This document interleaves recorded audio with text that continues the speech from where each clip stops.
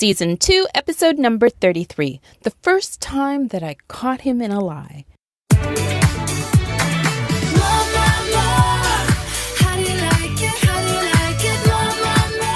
Expect more and pay less from Target. 6 days to save people. Today's episode of the Keep It 100 Girl podcast is brought to you by Target. It's back to school time, so now's the time to get ready with style, backpacks, and supply deals, plus a whole bunch of college essentials and on a student budget. Back to school also means after-school activities, such as sports. Now is the time to save on the soccer sponsors Umbro, where you're going to find deals on soccer gear. Visit keepit100girl.com/podcast, and you're going to look for episode number 33. And there you're going to find the Target shopping link.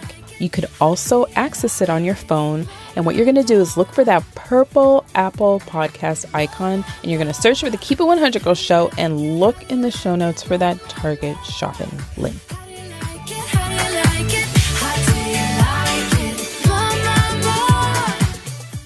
Welcome to the Keep It 100 Girl podcast. This is my jam.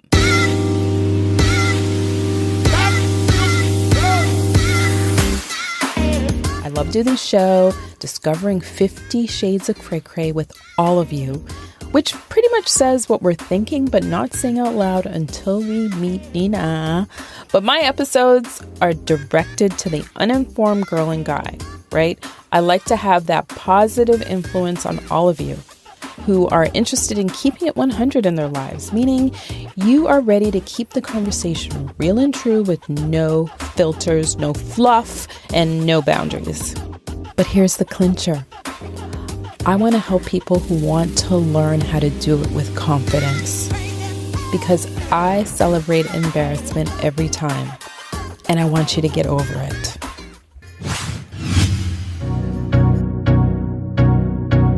So today I'm interviewing best-selling author Mary Shores.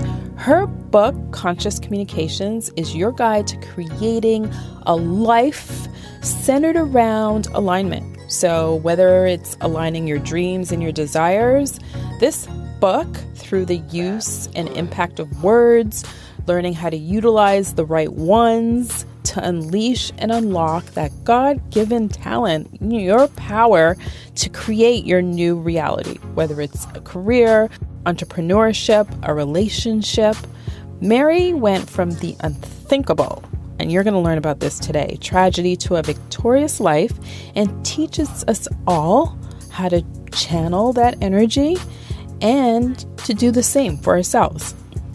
So I'm going to start with Mary's rock bottom moment. It was just a pattern, but I always remember that first time that I caught him in a lie, and I told him how deeply it hurt me, and he looked me in the eyes and he said, "I will never lie to you again." And I believed him. Mary admits she has not been perfect or led the perfect life. Divorced at 34 with 2 kids, Mary is owning up to her bullshit and choices, her not so perfect journey in this episode of the Keep It 100 Girl podcast.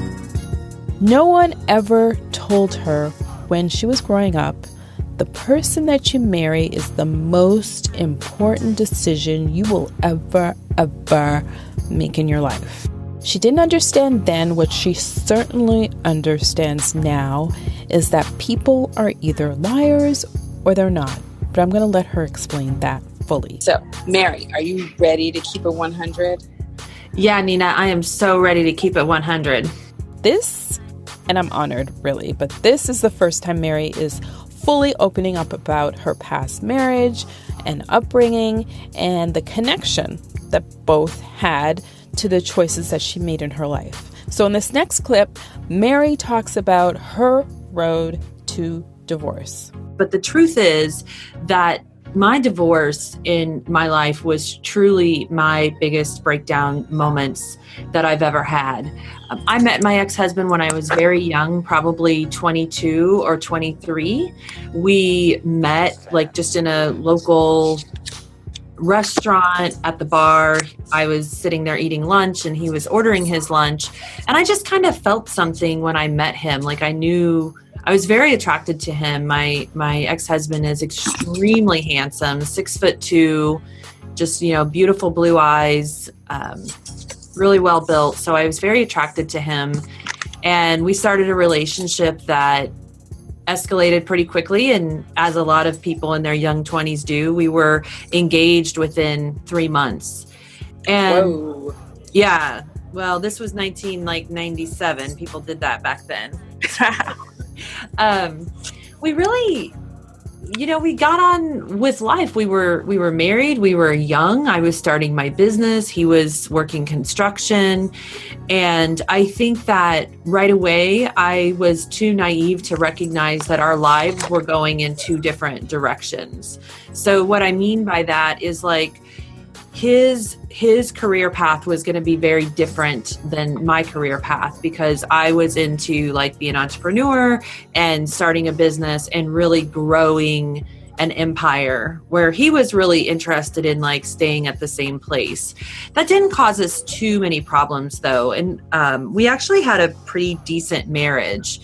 And what happened was in 2006, he got the chicken pox, and he was 34 when he got the chicken pox. And it was really bad. He was actually extremely sick. I didn't even understand how sick he was at the time. But what I can tell you is that after this thing with the chicken pox, his personality changed.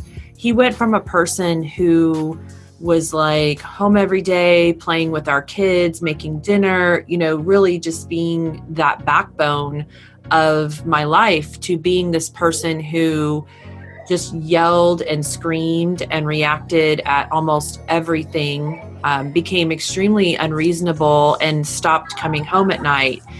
He also started down a path of extreme pathological lying about things like where he was and what he was doing. And it was just like I could no longer recognize him as the same human being. And the reason I bring up the chicken pox is because I always felt that there was something that was triggered by the high fevers, because he was experiencing fevers of like 104. I felt like something triggered in his brain. And we actually went to our primary care physician and we made a list of like all these personality changes that he had been going through. The doctor referred us to a neurologist, and the neurologist did some sort of brain testing and came back and said that he was bipolar. Now, this was a shock to both of us. Like we were thinking, did he have some inflammation in his brain? Like, did he have something causing this problem? Right. But I was not thinking bipolar. I mean, that was the furthest thing from my mind. And the doctor, almost like a psychic reader, began to say the things that were going to happen. Said he's likely to get into drug abuse. He's likely to do this or that. And it was really hard to swallow, because I thought, how can you see all that from a brain scan? I was in denial. And the doctor wanted him to go on some medication, which he was on and off of for the next 2 years. The medication did help, but it had symptoms that he really didn't want to live with. So we worked on things for like 2 years, and everything came to a head when one day he didn't come home yet again. And when he finally did come home, he pulled in the yard. He didn't even make it into the driveway. He pulled into the yard, drunk as you can even imagine, stumbled into the house and passed out on the floor.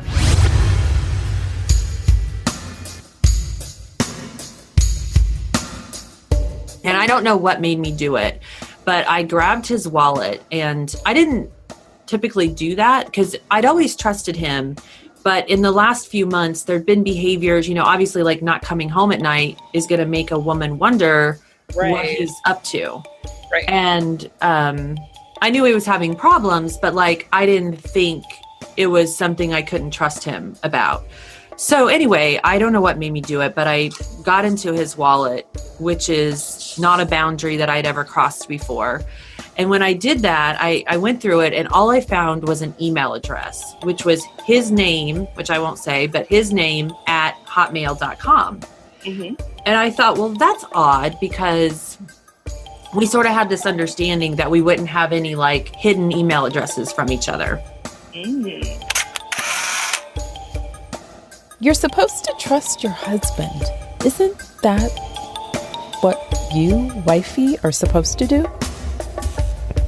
When a man says nothing ever happened, beware.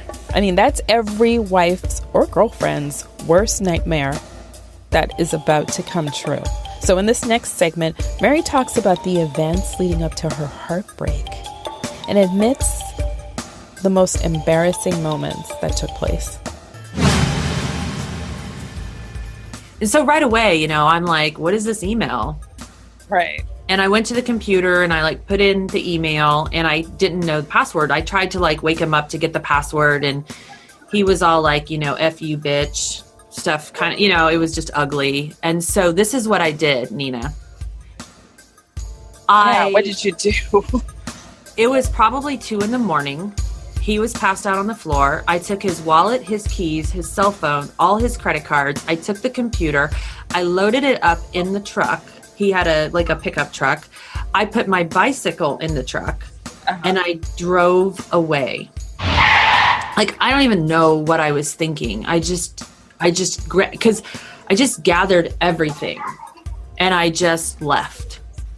And I drove away, and I don't even remember where I went, but several hours later, when it got to probably 6 a.m. and he was awake, he's immediately calling me on the phone, screaming like, bring my truck back, bitch. I'm going to kill you. It was insane, his reaction to this. And I said, I'm not bringing your truck back until you tell me the password for that email. And he just, for hours, was just screaming at me, like, bring my fucking truck back. I'm going to kill you, like, blah, blah, blah. You don't know what you're doing. And I stood my ground. I did not bring his truck back until he agreed to give me the password. So then what I did was I drove the truck to a nearby park, and I rode my bike to the house to get the password. And he realized I was back, but I didn't have his truck. So he gave me the password. And I opened up this email. It was pictures of vaginas, and it was disgusting. It was so disgusting that I thought I was literally going to vomit. When you have that physical reaction to something that's so shocking. Yes. Yeah. So what had happened was he had signed up for an online service called adultfriendfinder.com. So at the time, I'd never even heard of this, but it was basically an online website for sex. And he had all these emails coming in because he was on this thing. And I looked at his profile, and it was basically him advertising for sexual encounters, like he was ordering McDonald's at the drive-through window. Ooh. It was the most humiliating thing that I have ever been through in my entire life. We had been in counseling. We had been this was just terrible. I don't even have words to explain the feeling that I went through when I was faced with this. This is my new reality. So as we have learned, Mary continues to plow through the humiliation of her failing marriage and decides, or has to decide at this point, what is good for her children and more so her self-esteem. We had 2 children, and, I had always looked at women who had been cheated on or anything like that and thought, why would you stay in a marriage? I can tell you that I was really judgy. Why would someone stay in a marriage like that? But in my own moment, when I'm that day, my 2 children both had Little League games. And so here I'm trying to, get through this disaster. And I'm thinking, my kids have to get to Little League. I have 2 little boys. And I thought, who am I to take my children's father away from them? So I decided to invest even more into our marriage. I mean, obviously there was like a several week period where we were kind of working out that immediate drama that happened. You know, he's like making excuses. He's saying things like, well, I've never actually cheated. I only had a free account so people could send me messages and I can't like respond back. He was trying to tell me the details of how this thing worked.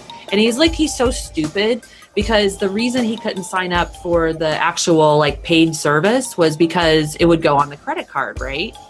And obviously, and then I would see the credit card statement because I was the one who paid the bills. So he felt like, you know, I wouldn't be able to, he would know he would get caught. So he was like too stupid to just go to Walmart and buy like a prepaid credit card so that he could have gotten away with this. But he was also carrying on a relationship with a girl that was 25 years old. And of course he continued to say nothing ever happened. I never did get the truth out of him.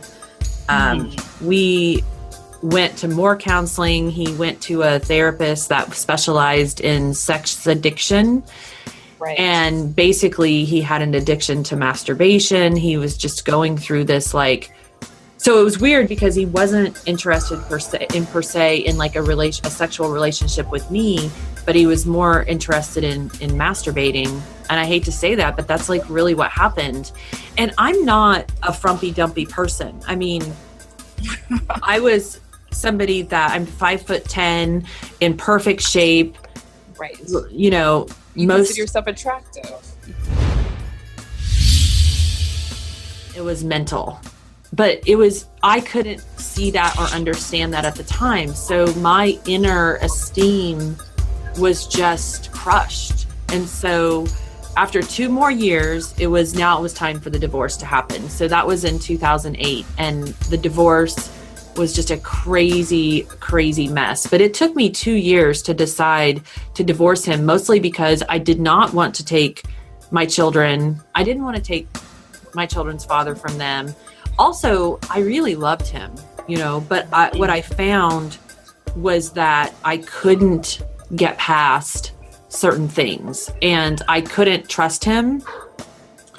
And also he wasn't getting any better. So like he wasn't sticking with any sort of bipolar treatment plan and life was really getting very out of control. So I didn't know who this person was anymore. And it also started to turn physical and he was threatening my life on a regular basis.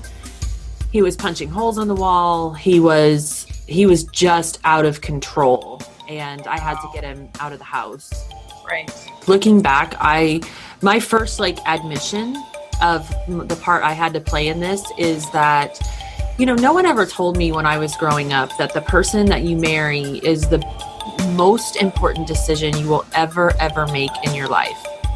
And, you know, that I tell my son this all the time. I'm like, you know what? Hayden, that's my son's name. He's 16. I say, when you get married, you need to make sure you marry a happy person because their level of happiness or their ability, like if they're living in happiness or they're living in misery is going to translate to your life. Right. And, you know, you can't, like, that is the most important decision. Well, no one ever told me that. As a matter of fact, the advice my mother gave me was one man was just about like the next. So just get married to the first one that comes along, which was what she was taught by her mother. You know, it was just, I think we just had this cycle of unluck in the maternal side of my family. But I thought I had a solid man and I was really blinded by his looks. So when I was young, you know, everything to me was that machismo, that alpha male, that bad boy, so to speak. And while he wasn't necessarily a bad boy, he kind of looked like one because he was so just adorably cute. And he still is to this day. But I couldn't get past that. And also the biggest red flag was early on in our relationship, he'd asked me for a ride, like home from work or something. He was working at a power plant and he got off work at 1 a.m. and I was working late shift at a bar. So I said, yeah, I'll get off at this time and I'll go pick you up. Well, the job was like an hour away and I went to pick him up and he wasn't there. And this was like really before cell phones and all of that stuff. I didn't have a way to get a hold of him. And I I mean, this power plant was huge. I mean, you're talking a power plant can be the size of a college campus. Right. So I'm like in the middle of the night looking everywhere for this guy. And finally somebody that knew him said, yeah, he left with so-and-so right after work. No. So when I got a chance to talk to him about this, and I said, look, I'm like, I don't know what happened. And he started saying weird things like, oh, I didn't know if you were really going to come, so I thought I better get a ride with this guy. And eventually he admitted that he just lied to me. And so right there was the red flag, because what I didn't understand then that I do understand now is people are either liars or they're not. Now, this is a big separation point because pathological lying became a big issue. He would lie about everything. Like he was trying to quit smoking. He would lie and say he wasn't smoking when he was. He would lie about dumb things, you know? Right. It was just a pattern. But I always remember that first time that I caught him in a lie, and I told him how deeply it hurt me. And he looked me in the eyes and he said, I will never lie to you again. And I believed him. And, you know, I see it now, but I could not see it when I was 22, that he wasn't even making a promise that he was capable of keeping. Right. And so that was definitely the red flag.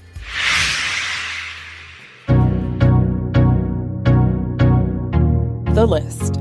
Oftentimes, we as women, this is like our biggest fault, but we refer to that mental list that we tweak, add, subtract, keep, you know, all of that over time. Mary refers to her list earlier in the episode, and she makes reference to her current list now. As far as the family stuff, you know, I had criteria. As a young girl, I was like, oh, they have to be at least 6 foot tall, and they have to, you know, have like this criteria. And mine were kind of dumb back then. When you're 20 something, we all had that list, you know? Right. It was really stupid. But yeah. And also, I think I kind of took the masculine for granted back then. Like, for me, and if I'm really being honest, when I was in my 20s, I mean, men were around to sort of buy me drinks and entertain me, and I didn't take them seriously beyond that. Right. And I hate saying that because it's terrible, and I feel for men who went through that. You know, whether it's with me or any other woman who behaved that way, I just apologize that we ever put you through something like that, because it's embarrassing now to admit it. But like you said, it's about the embarrassing moments. Yes. I mean, not that the guys don't have a part to play in the drama too, but you know what I'm saying. No, anyway, I can relate. Yeah, but you know, as far as that, so like I did have criteria, but I didn't even stick to it. So like, for example, one of the things for me was that it was very important that the person that I was with have good credit, and he didn't have good credit, and he also had a DUI. But I was just so into him. I was just so infatuated with him that like my own value system went out the window. So all of a sudden it was like no big deal that he had a DUI. And it was like no big deal that he didn't have good credit, because it was easy for me to, you know, go in and fix his credit. That was like, I mean, I own a collection agency. So I grew up in a collection agency family. So I knew how to fix his credit. It was not, but you see how like I stepped outside of my own value system because I was so like in lust and infatuated with him and thinking that I was going to have this fantasy life. After the divorce, his sisters and cousins started to call me up, and they said, Mary, like, first of all, they were all very apologetic, and they were like, well, you know, we're keeping him, or we're keeping you, and we're getting rid of him in the family. Was kind of this attitude with the sisters and the cousins and stuff. Not his mother, but definitely like his sisters and stuff. And they said, listen, this is what he was like before he met you. And I thought that was really interesting, because it took me back to that moment where the doctor said he was bipolar, because I thought, well, if he's bipolar, how could I have not seen this? And so when these other women came to me in the family and said, this is what he was like, and when he met you, he just totally settled down. And I thought, isn't that interesting?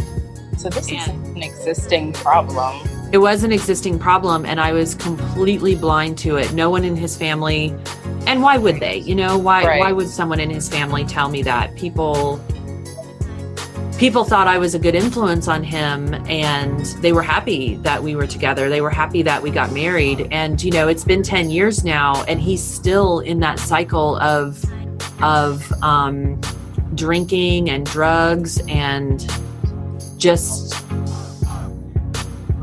I just, it's really sad. He doesn't, like, barely surviving. Yeah, and he doesn't have much of a relationship with my children. He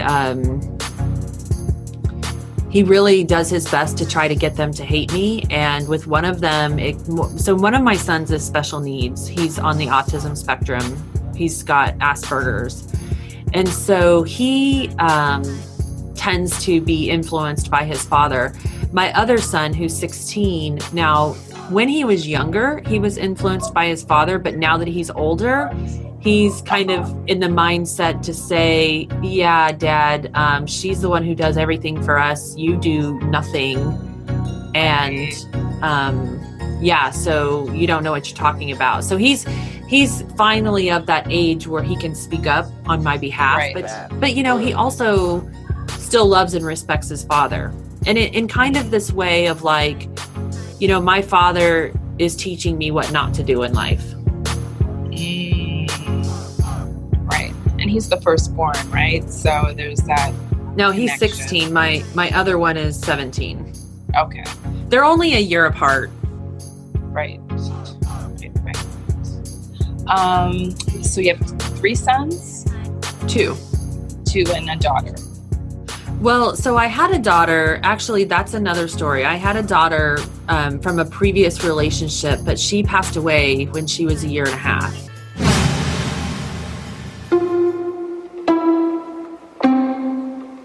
I was very alone. So outside of those who were really, really close to me, no one knew what was going on. I mean, this was so humiliating. I only know of one other friend who went through something similar with like the sex websites and stuff. And she shared with me like how it's just this humiliating thing. And I felt so much shame. I didn't want anyone to know, you know, for several reasons. Like I was definitely internalizing it. So here's one thing, you know, if I let people know and then he and I worked out, I didn't want my friends judging me. Like, why did you stay with him?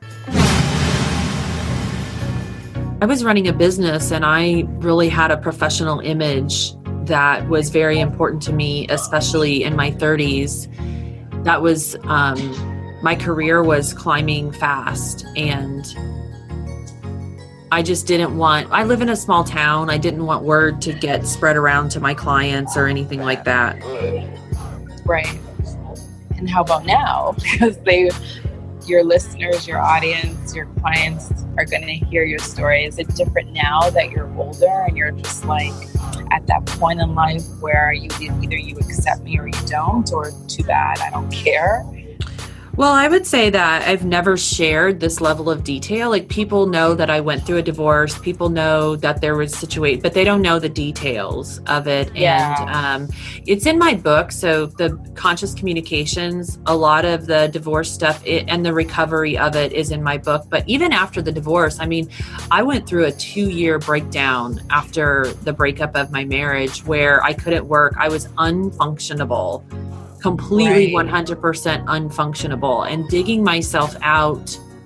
I mean, I literally thought I was going to die like a penniless bag lady. So I was doing what I could to keep together my career, but with those people that I relied on the most was my staff. I have built a team. I've built like a dream team in life. Nice. at my office. And it's so interesting because I haven't done that because I've been the best leader all of my life. I haven't done that because I run such a great organization with great benefits. But the reason I was able to build such a loyal, fabulous team at my office is because my business was built on a mission. So I started to realize probably in my late 20s, early 30s, that I had some issues because of abandonment. So my sort of like backstory of my childhood is, I'm a Generation X. And it's so interesting because just this morning I was reading a blog about Generation X women and how they are just completely stressed out and overwhelmed. And most of them are divorced and just like this, because we're the first generation that grew up having a broken home. Before that, the families stayed together. I mean, even when they had problems, they stayed together. I was the first generation raised by a workforce of women who were in the workforce and not stay-at-home moms. And I think that my mother got divorced when I was very young. I was sent to live with relatives. So I was born in California. My father is a nuclear engineer, and he was in the Navy at the time. So when he and her split, I literally just never saw him again. And my mother sent me off to live with relatives. And this created a fear of abandonment in my brain and body. Like that just became my thing, this fear of abandonment. But of course, I didn't know that or recognize that as a child. I think I started to realize after I was divorced, and especially when I would see other men with their daughters and how these daughters were like princesses in their eyes, and these daughters were like the apple of daddy's eye. And I never had that. I never experienced what it was like to be a princess in a man's eyes. My mother, when she eventually came back to get me a couple of years later, she had remarried, and I met my stepfather when I was 6 years old, literally in the driveway of the house that I was about to move in. And my mom said, "This is your dad now, call him dad." And I did. I was 6, and I don't remember being traumatized by it or anything. But what I do know is that I had a really amazing stepfather, but I was still never the apple of his eye, if you know what I mean.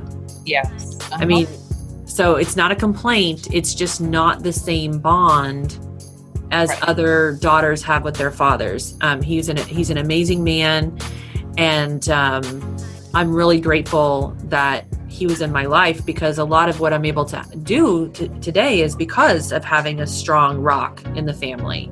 But it just wasn't the same. Like, he didn't put me on that princess pedestal.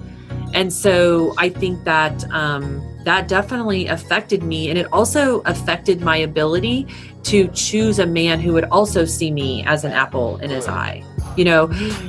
Choosing a man, like what I know now that I didn't know then, is that I need to be with a man who looks at me in almost like awe. Wow, look at her. She's so incredible.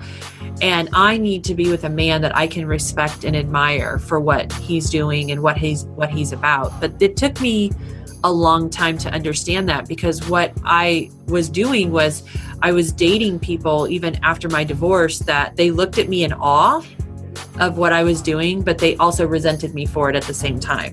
All right, so Mary really self-checks me and calls me out on my own bullshit. We had a side conversation where I was referencing, the downfalls of dating an entrepreneur, and that most people, or most men, once they see you kind of growing, reaching a plateau, are resentful and jealous of it. Not just men, even your friends. So I captioned it as a downfall of dating, and really how people are intimidated. And so hear what Mary has to say about that. Nina, I'm going to be honest with you. That's our own bullshit. Oh, really? It is. Because you know why?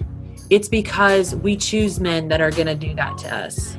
And the reality is that a man truly in his masculine will not do that. And I've seen so many examples of it. I was recently doing an interview with a lady that I know, and we were talking about, she's a relationship coach, and we were talking about these different levels of relationships. And she called it a Harvard level relationship, a state level college relationship, or a community college level relationship. And I thought, I loved it. Like, because I know. She's like, listen, if you want the Harvard level relationship, then first of all, that takes time. That takes a lot more effort. And, it takes a lot more discernment about who we choose to spend our time with. And like now, I totally see that there were men that were completely enamored with me, completely looked at me like this bright shining star. And I overlooked every single one of them.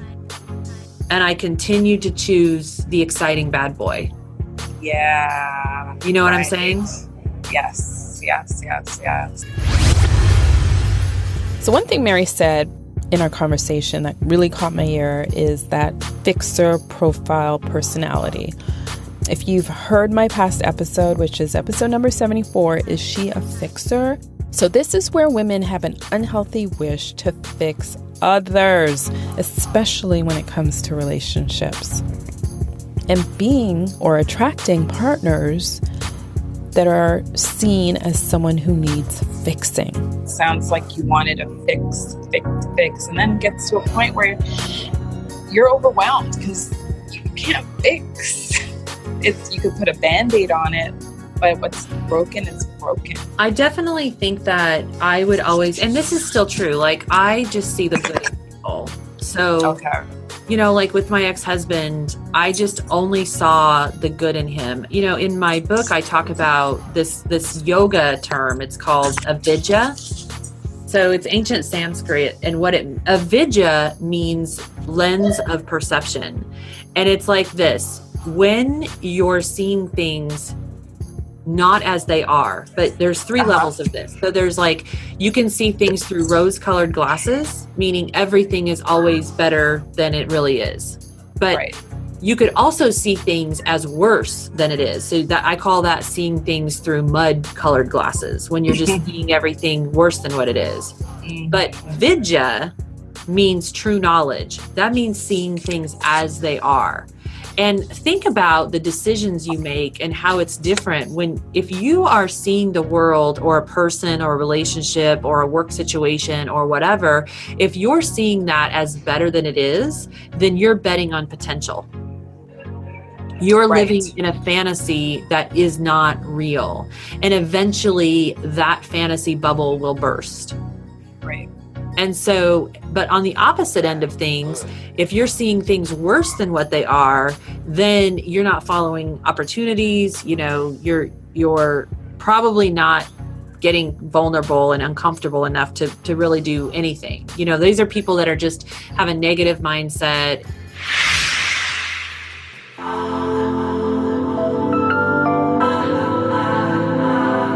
Even after all of these things that I've told you, like never once do I see myself as a victim. Like I know the part I played in all of it, which is extremely important. So I am not a victim of it. I caused this through my choices and my actions, and I might not have been able to see it for whatever reasons, but those were my lessons to learn. Right. And so when you can see things as they are, this is your best state of being to make decisions that are going to connect you to an amazing future.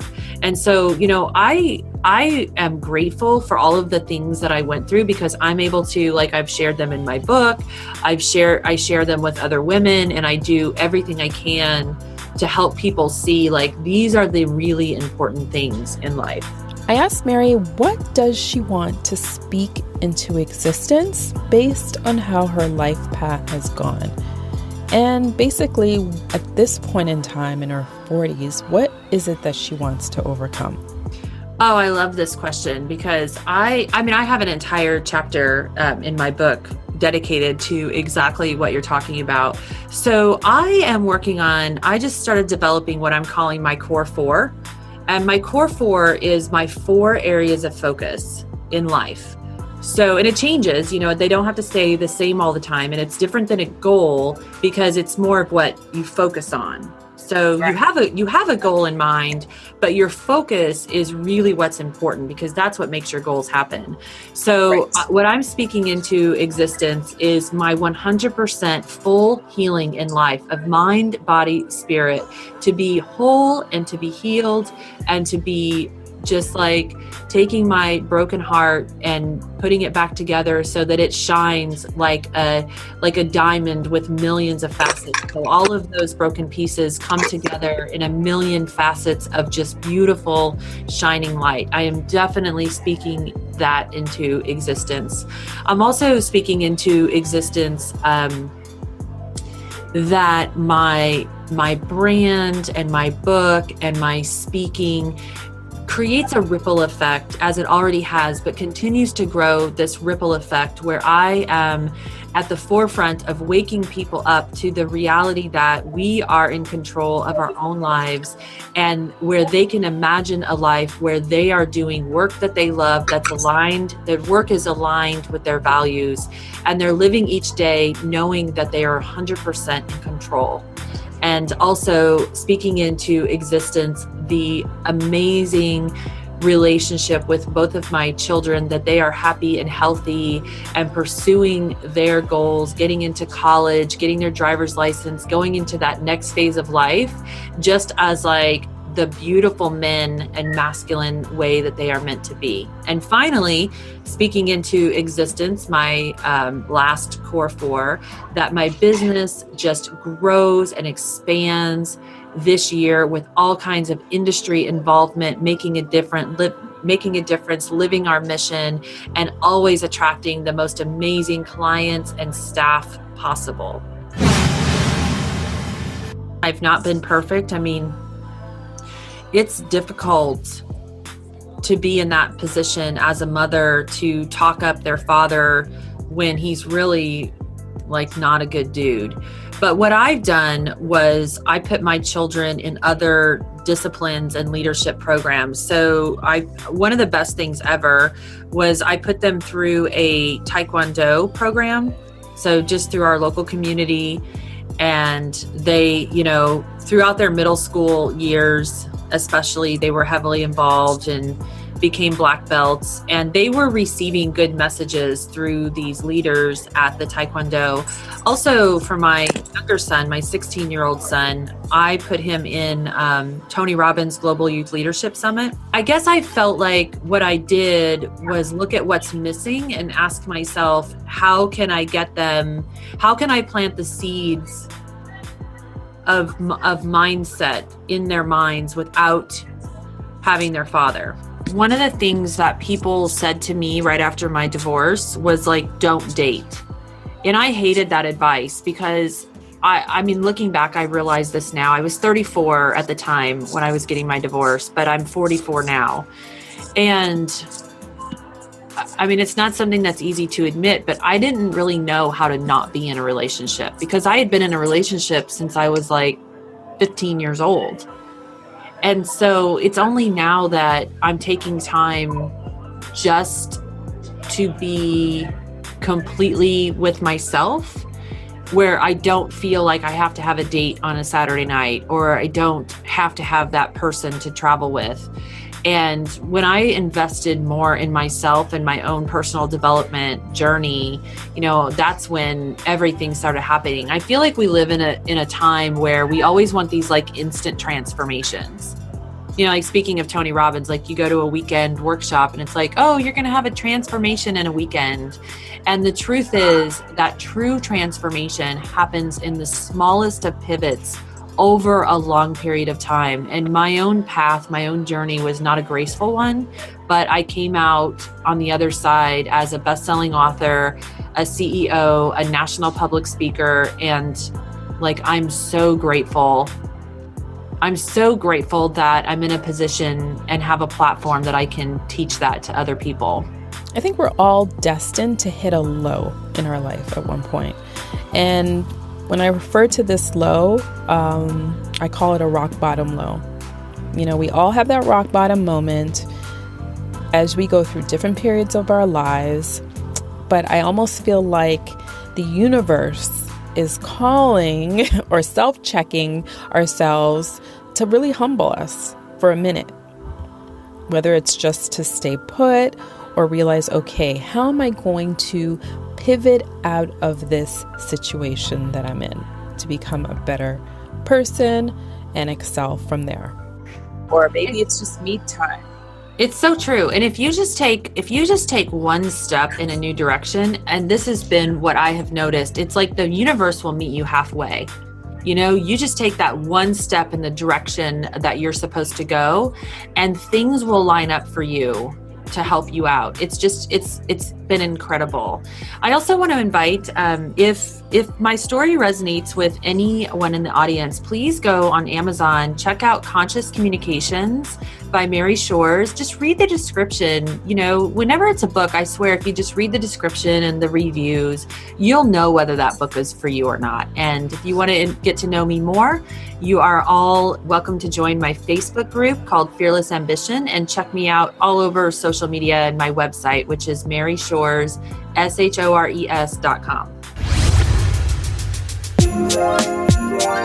And that wraps up another episode of the Keep It 100 Girl podcast. Was this episode good for you? Mary says this: the persistent messages you repeat can frame your thoughts and tap you in a mindset that can be difficult to break. Whether you realize it or not, the words you use are the architects of your life.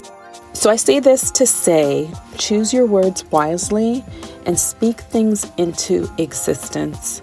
Mary is a great example of hitting that rock bottom and turning a negative into many, many positives in her life. Don't forget to review the show on iTunes. I rely on it because of this. It helps me stand out from the crowd and helps women and even men understand us and themselves a whole lot better. Connect with me on social. I love Twitter, Instagram, Snapchat, and you could use the handle for all three platforms, Nina Babel, NINABABEL. And don't forget to subscribe to The Friggin' Truth. If you go to my old school site, ninababel.com, you can catch a free copy there. Let's keep it 100, people, starting today. Smooches!